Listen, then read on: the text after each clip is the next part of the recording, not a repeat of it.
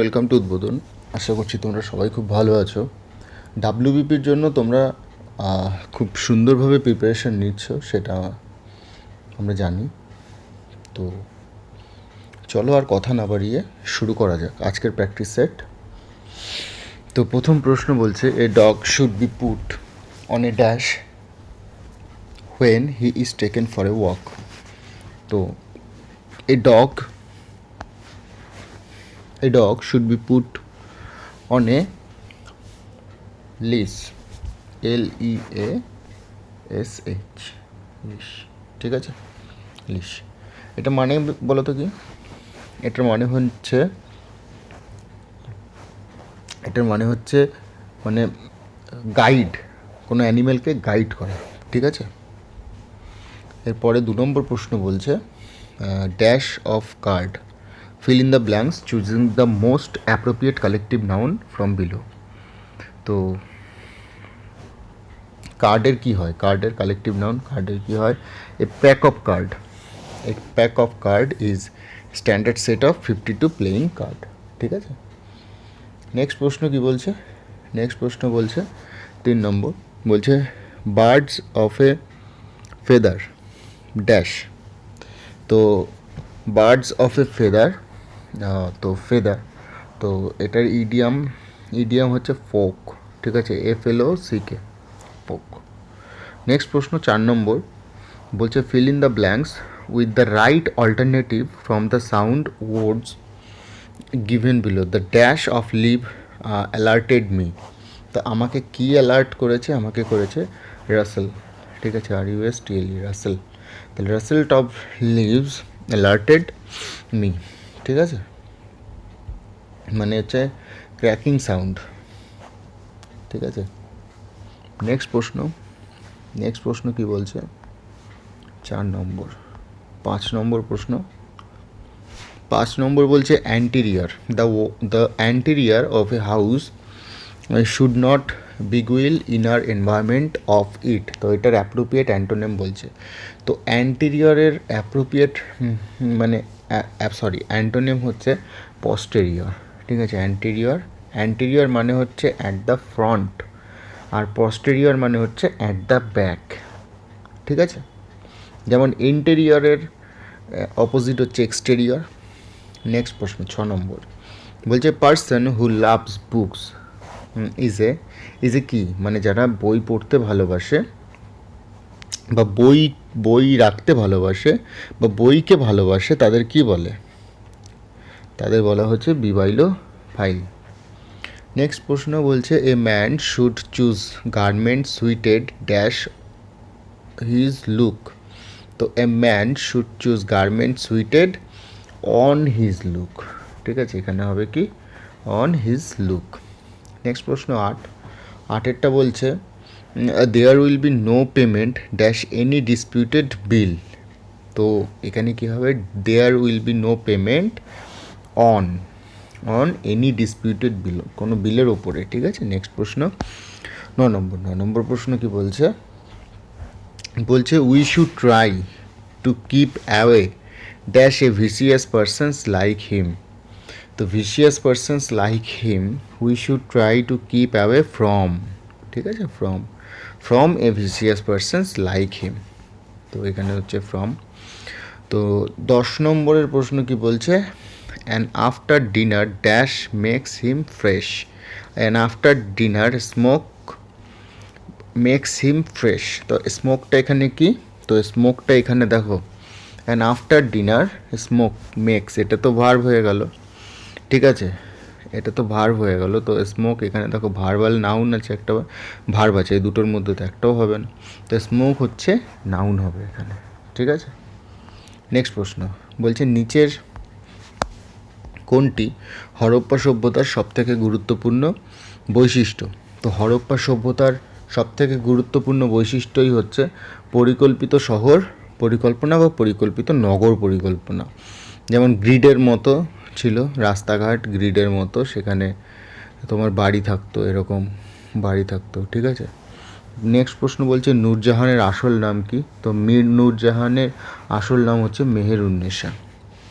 Next বলছে নিচের কোনটি ডান্ডি মার্চের সাথে যুক্ত হয়েছিল? তো নিচের আমাদের আইন অমান্য আন্দোলন ডান্ডি মার্চের সাথে যুক্ত হয়েছিল 1930, অসহযোগ 1920, হোম রুল 1916 আর ভারত ছাড়ো আন্দোলন 1942। ঠিক আছে, নেক্সট প্রশ্ন 14। ব্রিটিশরা কত সালে ইংরেজকে উচ্চশিক্ষায় পড়াশোনার মাধ্যম হিসেবে আইন করেছিল? মানে ইংরেজিকে উচ্চশিক্ষায় পড়াশোনার মাধ্যম হিসেবে আইন করেছিল। তো ব্রিটিশরা 1835 খ্রিস্টাব্দে করেছিল। তার কারণ 1833 এসেছিল ম্যাকলে মিনিট, সেই ম্যাকলে মিনিটের পরেই তোমার 1835 আইনের মাধ্যমে এই ইংরাজিকে উচ্চশিক্ষায় পড়াশোনার মাধ্যম হিসেবে আইন করেছিল। ঠিক আছে, নেক্সট প্রশ্ন বলছে সৌরজগতে কোন গ্রহের আয়তন পৃথিবীর মতোই? তো সৌরজগতে শুক্রর আয়তন কিন্তু পৃথিবীর মতোই, তাই জন্য তাকে বলা হয় টুইন প্ল্যানেট। এর পরের প্রশ্ন বলছে ভিটিকালচার। তো ভিটিকালচার কিসের সাথে যুক্ত?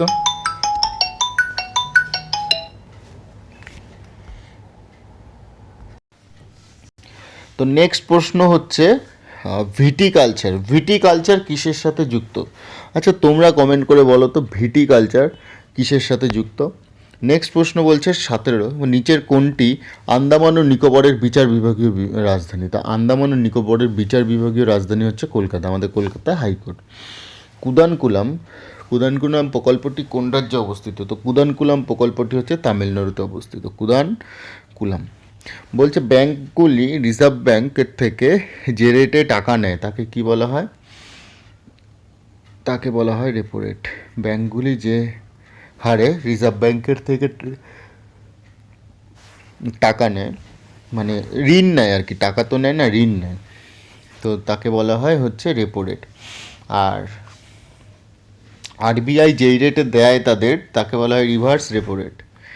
ঠিক আছে, তারপরের প্রশ্ন হচ্ছে এক্সিস ব্যাঙ্ক। তোমরা তো অবশ্যই প্রিপারেশান নিচ্ছ, তো যেই প্রশ্নটা জিজ্ঞেস করেছো অবশ্যই কমেন্ট বক্সে জানিও। এরপরে হচ্ছে এক্সিস ব্যাঙ্কের পূর্বে নাম কী ছিল? এক্সিস ব্যাঙ্কের পূর্বে নাম ছিল UTI, unit trust of India. Next প্রশ্ন বলছে সেবি প্রতিষ্ঠা হয় কবে? তো সেবি তো প্রতিষ্ঠা হয় 1988 সালে, কিন্তু কাজ শুরু করে 1992 সাল থেকে। ঠিক আছে, হর্ষদ মেহতা যে কেসটা হয়েছিল তারপরেই কিন্তু সেবি একদম ভালোভাবে কাজ শুরু করেছে। নেক্সট প্রশ্ন বলছে ভারতের ভোটদানের অধিকার ও নির্বাচিত হওয়ার অধিকার হলো একটি ভারতের ভোটদানের অধিকার, এটা হচ্ছে একটা তোমার কনস্টিটিউশনাল রাইট। ঠিক আছে, ভারতের যে ভোটদানের অধিকার এটা হচ্ছে তোমার কনস্টিটিউশনাল রাইট। এটা আর্টিকেল কত আছে? আর্টিকেল 326 তোমার বলা রয়েছে। ঠিক আছে, নেক্সট প্রশ্ন হচ্ছে মৌলিক কর্তব্য নিয়ে আলোচনা করে সংবিধানের কোন ধারা? মৌলিক কর্তব্য নিয়ে আলোচনা করে সংবিধানের কোন ধারা? ঠিক আছে, তো মৌলিক কর্তব্য মানে হচ্ছে ফান্ডামেন্টাল ডিউটি, ফান্ডামেন্টাল রাইট নয় কিন্তু ফান্ডামেন্টাল ডিউটি। তো ফান্ডামেন্টাল ডিউটি আর্টিকেল 51A। ঠিক আছে, আর ধারা যে 42 মানে আর্টিকেল যে 42,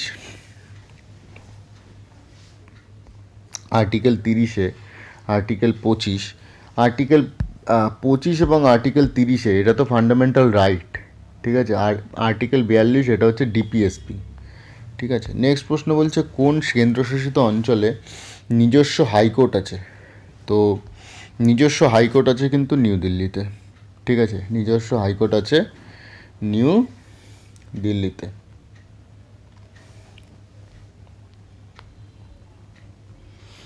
নেক্সট প্রশ্ন হচ্ছে পশ্চিমবঙ্গে কবে রাজ্য নির্বাচন কমিশন গঠন করা হয়? তো এই প্রশ্নের উত্তরটা অবশ্যই তোমরা কমেন্ট বক্সে দিও যে পশ্চিমবঙ্গে কবে রাজ্য নির্বাচন কমিশন গঠন করা হয়, মানে স্টেট ইলেকশন কমিশন। অবশ্যই তোমরা যদি ঠিকঠাক মতো করে প্রিপারেশন নিয়ে থাকো তাহলে তোমরা কিন্তু এই প্রশ্নটার উত্তর অবশ্যই জানবে। 26 নম্বরের প্রশ্ন কোনো নক্ষত্রের উজ্জ্বলতা নির্ভর করে এর কিসের ওপর? তো কোনো নক্ষত্রের এর উজ্জ্বলতা নির্ভর করে দেখো এই তিনটের ওপরই হবে। ঠিক আছে, আয়তনের উপর নির্ভর করে, তাপমাত্রার উপর নির্ভর করে এবং পৃথিবী থেকে তার দূরত্বটাও নির্ভর করে। ঠিক আছে, নেক্সট প্রশ্ন হচ্ছে শুষ্ক বরফ কী? শুষ্ক বরফ হচ্ছে একটি কঠিন কার্বন ডাই অক্সাইড বা ড্রাই আইস। ঠিক আছে, নেক্সট প্রশ্ন বলছে হাইড্রোক্লোরিক অ্যাসিড। হাইড্রোক্লোরিক অ্যাসিড অ্যাসিডের আর কী নামে পরিচিত? তো হাইড্রোক্লোরিক অ্যাসিড তোমার মিউরিয়েটিক অ্যাসিড হিসেবেও পরিচিত। নেক্সট প্রশ্ন বলছে নিচের কোনটি মিশ্রণ নয়? তো নিচের কোনটি মিশ্রণ নয়? মিশ্রণ নয় হচ্ছে তোমার নিচের কোনটি মিশ্রণ নয়? তো চক কিন্তু মিশ্রণ নয়। ঠিক আছে, চক চক একটা কেমিক্যাল কম্পাউন্ড। ঠিক আছে, carbon calcium carbonate CaCO3। Next প্রশ্ন হচ্ছে নিচের কোনটি জীবাশ্ম জ্বালানি নয়? তো নিচের ইউরেনাস কিন্তু জীবাশ্ম জ্বালানি নয়, ইউরেনাস কি একটা গ্রহ। ঠিক আছে, এরপরে বলছে মানব শরীরে ভিটামিন এ সঞ্চিত হয় কোথায়? তো মানব শরীরে ভিটামিন এ সঞ্চিত হয় যকৃতে। নেক্সট প্রশ্ন বলছে ফলের স্বাদ মিষ্টি হয় কিসের উপস্থিতির জন্য? তো ফলের স্বাদ মিষ্টি হয় ফ্রুক্টোজের জন্য। ঠিক আছে, বলছে মানব মস্তিষ্কের বৃহত্তম অংশ কী? তো মানব মস্তিষ্কের বৃহত্তম অংশ হচ্ছে সেরিব্রাম। ঠিক আছে, সেরিব্রাম। নেক্সট প্রশ্ন বলছে প্রশান্ত মহাসাগরের এল নিনো ভারতে আবহাওয়াতে কী প্রভাব বিস্তার করে? তো প্রশান্ত মহাসাগরে এল নিনো ভারতের আবহাওয়াতে তোমার মৌসুমি বৃষ্টিপাত হ্রাস করে। ঠিক আছে, মৌসুমি বৃষ্টিপাত হ্রাস করে। এরপরে নেক্সট 35 নম্বর প্রশ্ন কী কারণে ল্যাটেরাইট মৃত্তিকার রং লাল হয়ে থাকে? তো ল্যাটেরাইট মৃত্তিকার রং লাল হয়ে থাকে কিসের জন্য? লৌহ কণা যেহেতু সমৃদ্ধ থাকে তার জন্য ল্যাটেরাইট মৃত্তিকার রং লাল হয়ে থাকে। তো এই ছিল আজকের ভিডিওটা যদি তোমাদের ভালো লাগে তাহলে অবশ্যই বন্ধুদের সাথে শেয়ার করো, আর চ্যানেলটাকে ভালো লাগলে অবশ্যই সাবস্ক্রাইব করে নিও। ধন্যবাদ সবাইকে। এটা ছিল আমাদের ইংলিশ এবং জিকে। এর পরের যে ভিডিওগুলো হবে সবকটাই হবে ম্যাথের ভিডিও। দেখো আমি সব কিছু করে রেখেছি, এরপরে আস্তে আস্তে করে ম্যাথের ভিডিওগুলো আপলোড করব। তো এগুলো একটু বানাতে সময় লাগছে, তো একটু তোমরাও চ্যানেলটাকে শেয়ার করো। যত শেয়ার হবে চ্যানেলটা বা যত লোকজন দেখবে তত আমারও ভালো লাগবে এই ভিডিওগুলো বানাতে, যেহেতু এটা একটা ছোট চ্যানেল। তো দেখো তোমরা, তো অল দ্য বেস্ট সবাইকে। খুব ভালোভাবে পরীক্ষা দাও, পরীক্ষার প্রিপারেশান নাও।